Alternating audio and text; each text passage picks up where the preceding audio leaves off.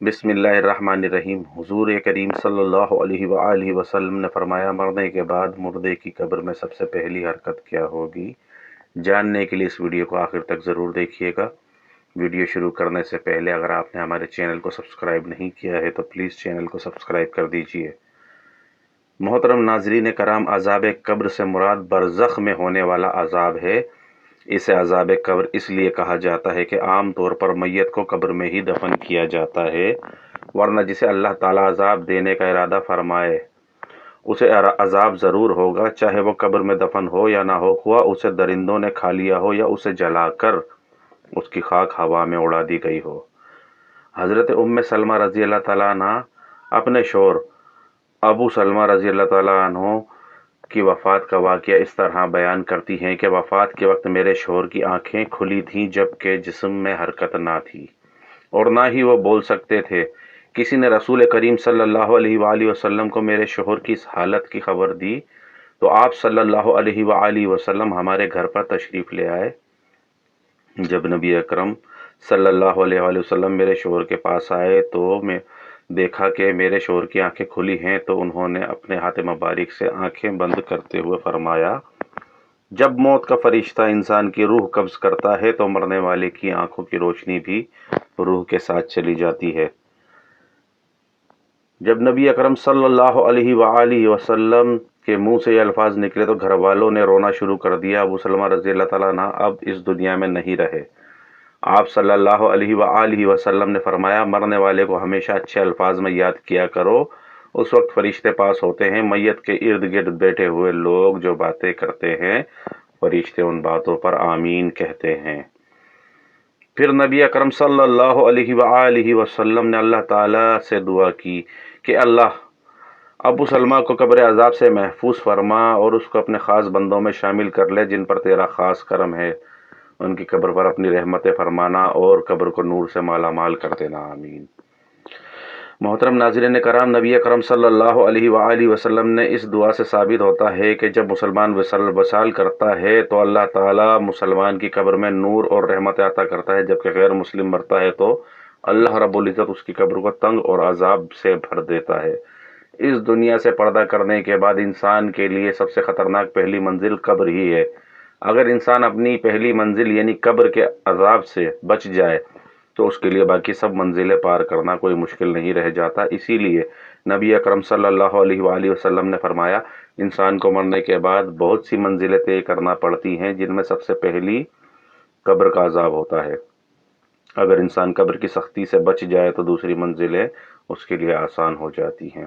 محترم ناظرین کرام، ایک دفعہ نبی اکرم صلی اللہ علیہ وآلہ وسلم قبرستان سے گزر رہے تھے تو رسول اکرم صلی اللہ علیہ وآلہ وسلم نے قبر کا عذاب بیان کرتے ہوئے فرمایا کہ مجھے اگر اس بات کا ڈر نہ ہوتا کہ تم میت کو قبر میں دفنانا چھوڑ دو گے تو میں اپنے رب کریم سے دعا فرماتا کہ تم لوگوں کو بھی قبر عذاب سے آگاہ کر دے، بالکل اسی طرح جس طرح میں دیکھ رہا ہوں اور سن رہا ہوں۔ آپ صلی اللہ علیہ وآلہ وسلم جب صحابہ کرام کو عذاب قبر سے آگاہ کرتے تو سب کے رونگٹے کھڑے ہو جاتے۔ حضرت محمد مصطفیٰ صلی اللہ علیہ وآلہ وسلم کا فرمان ہے کہ مرنے کے بعد قبر انسان کی پہلی سیڑھی ہے۔ جس بندے کی یہ منزل آسان ہو گئی تو باقی سب منزلیں اس کے لیے آسان کر دی جاتی ہیں، اور جس نے اس منزل سے آسانی حاصل نہ کی تو اس کے لیے دوسری منزل عبور کرنا بہت مشکل ہو جاتا ہے۔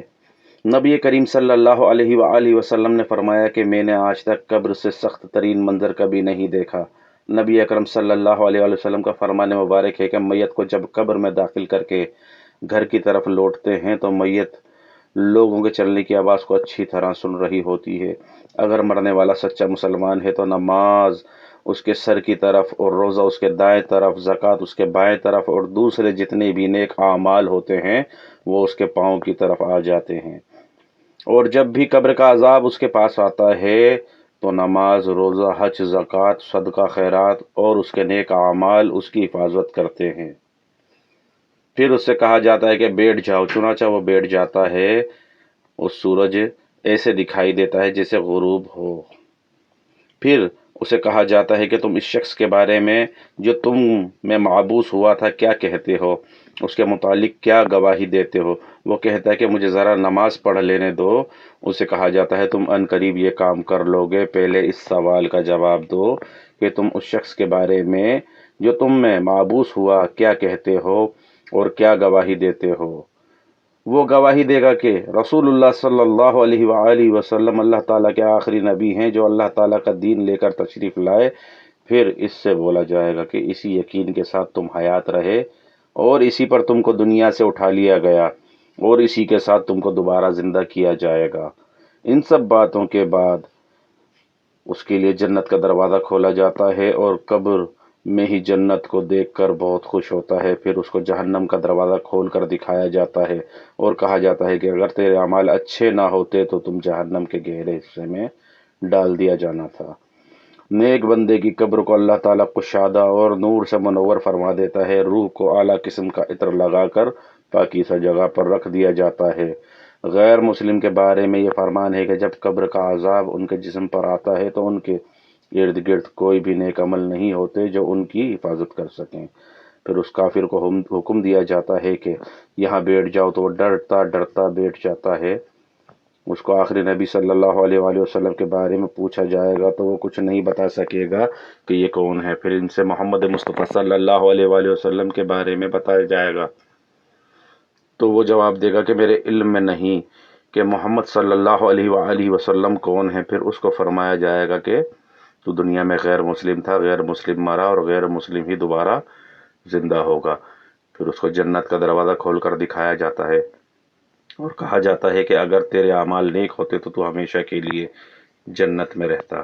پھر اس کو وہاں سے جہنم میں لے جایا جائے گا اور کہا جائے گا کہ تو نے ہمیشہ ہی گناہوں کو پسند کیا، اسی لیے تیرا ٹھکانہ یہ جہنم ہے۔ وہ جہنم کو دیکھ کر حیران ہوگا اور کہے گا کہ کاش میرا بھی نام اعمال نیک ہوتا، مجھے جنت میں داخل کر دیا جاتا۔ پھر اللہ تعالیٰ اس کافر کی قبر کی چاروں طرف کو آپس میں ملا دے گا کہ اس کی پسلیاں ریزہ ریزہ ہو جائیں گی۔ اللہ اکبر۔ اللہ تعالیٰ کا فرمان ہے کہ جو بندہ میرے بتائے ہوئے کاموں پر عمل نہیں کرے گا تو میں اس کے لیے قبر کو تنگ کر دوں گا۔ حضرت ابن عمر رضی اللہ تعالیٰ عنہ سے روایت ہے کہ رسول کریم صلی اللہ علیہ وآلہ وسلم نے ارشاد فرمایا، جب انسان کا انتقال ہو جاتا ہے تو اس پر صبح و شام اس کا ٹھکانہ پیش کیا جاتا ہے۔ اگر وہ اہل جنت میں سے ہے تو جنت والوں کا مقام، اور اگر اہل جہنم میں سے ہے تو جہنم والوں کا مقام اس کو دکھایا جاتا ہے۔ پھر کہا جاتا ہے کہ یہ تیرا ٹھکانہ ہے، یہاں تک کہ اللہ تجھ کو قیامت کے دن اٹھائے گا۔ اسی طرح ام المومنین حضرت عائشہ صدیقہ رضی اللہ تعالیٰ عنہ سے روایت ہے کہ ایک یہودی عورت ان کے پاس آئی اور اس نے عذاب قبر کا ذکر کرتے ہوئے ام عائشہ صدیقہ رضی اللہ تعالیٰ عنہ کو دعا دی کہ اللہ تعالیٰ آپ کو عذاب قبر سے بچائے۔ ام المومنین حضرت عائشہ صدیقہ رضی اللہ تعالیٰ عنہ رسول کریم صلی اللہ علیہ وآلہ وسلم سے اس بابت سوال کیا کیا واقعی عذاب قبر ہوتا ہے؟ تو رسول کریم صلی اللہ علیہ وآلہ وسلم نے فرمایا جی ہاں، عذاب قبر برحق ہے۔ ام عائشہ صدیقہ رضی اللہ تعالیٰ عنہ فرماتی ہیں اس کے بعد میں نے رسول اللہ صلی اللہ علیہ وآلہ وسلم کو ہمیشہ دیکھا کہ ہر نماز میں آپ عذاب قبر سے پناہ مانگتے تھے۔ حضرت قتادہ رضی اللہ تعالیٰ عنہ فرماتے ہیں کہ عذاب قبر کے 3 حصے ہیں، 1/3 پیشاب کے سبب نہ بچنے سے، 1/3 غیبت کے سبب اور 1/3 چغل خوری کے سبب ہوتا ہے۔ اللہ پاک ہمیں قبر کی سختیوں اور عذاب سے محفوظ رکھے، ہمیں قبر میں نبی کریم علیہ السلام کی پہچان نصیب فرمائے۔ آمین ثم آمین۔ السلام علیکم ورحمۃ اللہ۔